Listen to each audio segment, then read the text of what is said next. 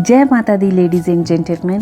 तो हमारे यहाँ पर बच्चे के जन्म के बाद का जो 11वां दिन होता है वो बहुत ज़्यादा स्पेशल माना जाता है, क्योंकि इस दिन हमारे यहाँ घर में शुद्धिकरण पूजा होती है। इसलिए आज घर में खुशियों भरा माहौल है, तैयारियां ज़ोरों शोरों पर है, इसलिए घर में एक नई शुरुआत होने जा रही है। तो चलिए आप सभी भी हिस्सा बनिए हमारे इस पवित्र दिन का। फ़िलहाल के लिए दोनों बच्चे सुबह सुबह फाइनली उठ गए हैं। छोटी को मेरी मम्मा संभाल रही हैं और बड़ी यहाँ पर अपनी मम्मी की लाडली बनी है। मुझे तो कभी कभी ऐसा लगता है जैसे जन्नत मुझे नहीं, मेरी मम्मी को ही अपनी माँ समझती है, क्योंकि मुझे तो ज़्यादा मौका मिलता ही नहीं है फीडिंग के अलावा इसे पैम्पर करने का, या यूँ कहूँ कि मन्नत ज़्यादा देर अलाउ ही नहीं करती है जन्नत को मेरे पास रहना। और यहाँ साथ ही में बच्चों के पापा ने मन्नत को स्कूल भेजने की तैयारियां भी शुरू कर दी है, जिसमें इन्हें बहुत ज़्यादा मुश्किलों का सामना करना पड़ता है। कब कौन सी ड्रेस जाएगी, किस ड्रेस के साथ कौन से शूज़ जाएंगे, बैग में कौन सी बुक्स जाएगी, ये सारी चीज़ें डिसाइड करने में और याद करने में इन्हें काफ़ी मुश्किल हो रही है। लेकिन मैंने डिलीवरी से पहले इन्हें इन सारी चीज़ों के लिए सचेत कर दिया था कि आप अकेले से ये सारे काम करना शुरू कर दीजिए, ताकि बाद में आपको मेरी हेल्प की ज़रूरत ना पड़े। लेकिन इन्होंने मेरी इन गंभीर बातों को बिल्कुल सीरियसली नहीं लिया और अब इन्हें मेरी हेल्प की ज़रूरत पड़ती है। तो ये सब बोलने की बातें होती हैं कि डिलीवरी के बाद इतने दिनों तक मदर को फुल रेस्ट करना चाहिए, होता है, लेकिन वो सिर्फ फर्स्ट डिलीवरी के टाइम पे पॉसिबल है।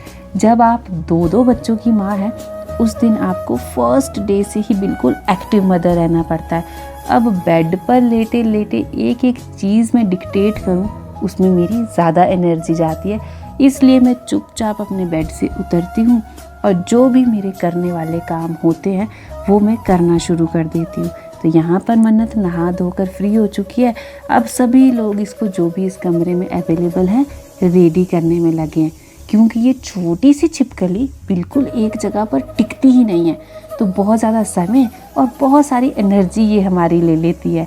फाइनली सुबह के 9:45 हो गए हैं और अब जाकर मन्नत रवाना हो रही है स्कूल के लिए।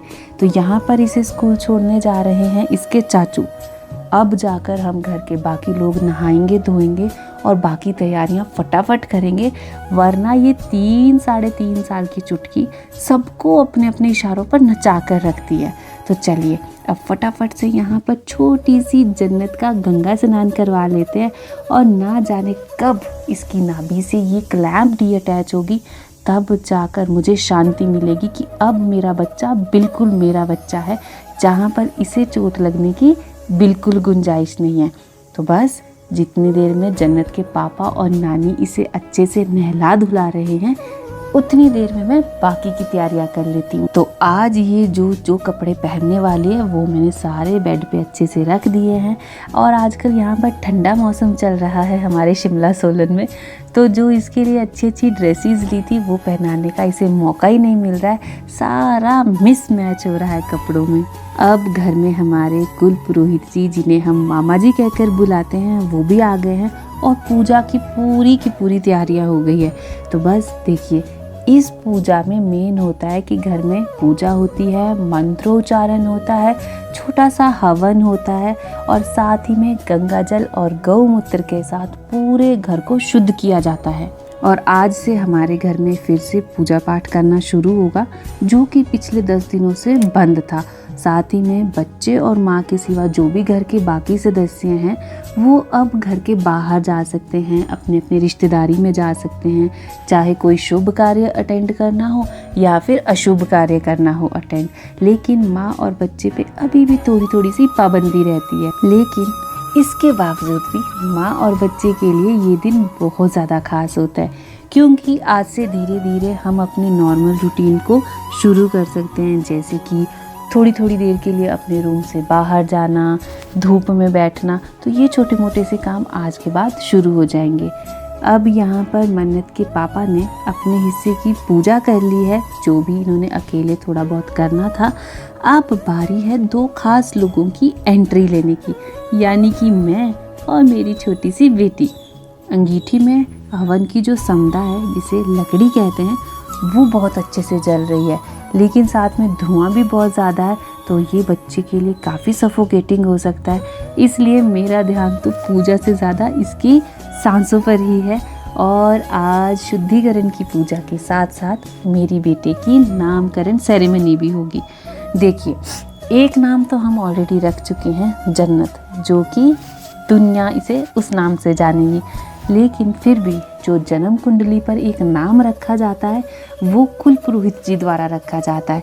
तो बस वो सेरेमनी भी आज ही होगी, वो नामकरण संस्कार भी जस्ट अभी होगा।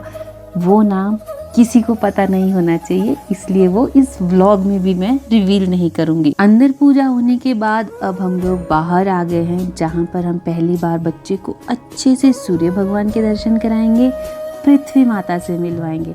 देखिए, पहले के समय में ये बहुत ज़्यादा स्ट्रिक्ट होता था। बच्चे और माँ को पहले 22 दिन तक बिल्कुल अंधेरे से कमरे में रखा जाता था और 22वें दिन ये शुद्धिकरण किया जाता था और धूप में लेकर आते थे। लेकिन अब शहरों में ऐसा होता है कि देखिए, हॉस्पिटल जाना होता है, कभी स्टिचेस दिखाने या कभी कोई इमरजेंसी आ जाती है, इस बहाने हम अपने रूम से बाहर निकल जाते हैं। लेकिन चलो, फिर भी शुक्र है कि कुछ कुछ परंपराएं अभी भी चल रही है हमारे बुज़ुर्गों की वजह से। ज़्यादा नहीं तो 60-70% तो हम अभी भी परंपराओं को मना रहे हैं। आगे आने वाले समय में तो मुझे लगता है कि इतना भी हम लोग नहीं कर पाएंगे। तो चलिए, बाहर पूजा करने के बाद अब हम फिर से अंदर आ गए हैं और आखिरी पूर्णाहुति के साथ हमने आज की पूजा को संपन्न किया है। साथ ही में हाथ जोड़कर सभी देवी देवताओं से प्रार्थना है कि जैसे भी सूखे पत्ते फूलों से हमने उनकी पूजा की है वो उसे स्वीकार करें और पूरे घर परिवार पर अपना आशीर्वाद बनाकर रखे, ताकि घर में सुख और संतोष बना रहे। तो बस इसी के साथ हमारी ये पूजा संपन्न हुई। तो ये था कुछ आज का खास और पवित्र व्लॉग। आपको कैसा लगा कमेंट सेक्शन में हमेशा की तरह बताइए। और आपके यहाँ पर इस दिन क्या करते हैं, कुछ अलग करते हैं, तो ज़रूर से मुझे साथ कमेंट सेक्शन में शेयर करिए। मैं सभी के कमेंट्स ज़रूर से पढ़ती हूँ और पूरी कोशिश करती हूँ कि आप लोगों को रिप्लाई भी दे सकूँ।